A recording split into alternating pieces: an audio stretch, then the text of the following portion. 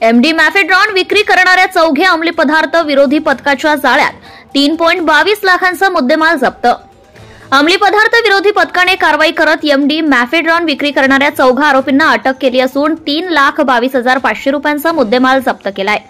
या कारवाईमुळे अंमली पदार्थ विक्रीसाठी प्रसिद्ध असलेल्या वडाळा गाव परिसरात खळबळ उडाली आहे।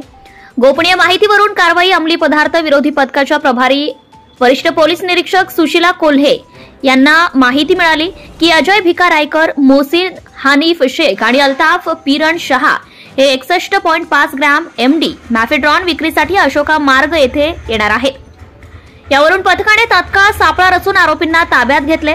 त्यांच्याजवळील एमडी पदार्थांची किंमत 2,97,500 रुपये असून सोबतच 25,000 रुपये किमतीचे मोबाईल जप्त करण्यात आले। तर पुरवठादाराचा शोध चौकशीतून उघड झाले की आरोपींना एमडी पुरवठा आकर्षण रमेश चिरीमाळ याने केला होता।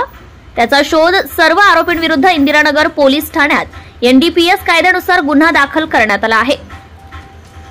अजय रायकर हा रेकॉर्डवरील आरोपी असून त्याच्यावर महाराष्ट्र पोलीस कायदा 135 अंतर्गत मपोका 135 अंतर्गत 2 गुन्हे दाखल आहेत। मोहसिन शेख याच्यावर गुन्हा दाखल आहे तर अल्ताफ शहा याच्यावर देखील भांडवी कलम 465 अंतर्गत गुन्हा दाखल आहे।